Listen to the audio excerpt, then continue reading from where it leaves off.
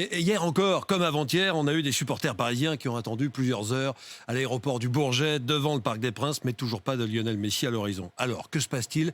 Eh bien, on discute en coulisses, Rémi. On finalise le contrat. Les enjeux financiers sont évidemment bien trop importants pour que tout se scelle en 5 minutes. On peut lire cette formule. Barcelone et Paris seraient proches d'un terrain d'entente. Pour l'instant, on parle d'un salaire annuel net d'environ 40 millions d'euros, ce qui placerait Messi au niveau de Neymar, qui lui est à 36 millions d'euros par an.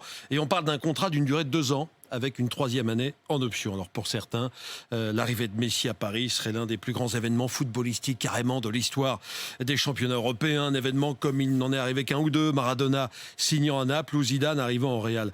Pour le PSG, ce serait aussi évidemment l'occasion de remonter financièrement la pente après les pertes liées à la pandémie de Covid-19, pertes estimées à 125 millions d'euros. Et Messi, en attendant, il est où ? Eh bien, figurez-vous que son avion, son jet privé s'est envolé pour Ibiza. Hier soir, Ibiza, où se trouve...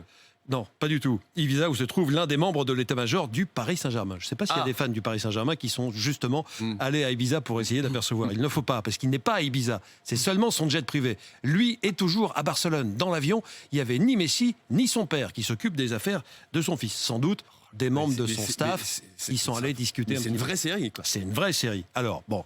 A priori, il est attendu à Paris pour aujourd'hui ou pour demain. Et si jamais l'arrivée de Messi est officialisée dans les prochaines heures, eh bien le PSG pourrait peut-être présenter la star dans un stade plein ce week-end.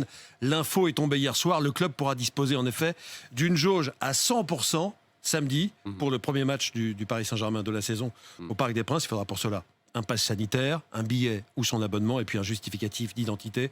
Après sa victoire à 3-2-1 samedi dernier, le PSG reçoit Strasbourg. Ce samedi, 14 août, ce sera à 21h, donc peut-être avec des tribunes pleines et peut-être avec la présentation de Messi. Merci beaucoup, Julien Pichinet.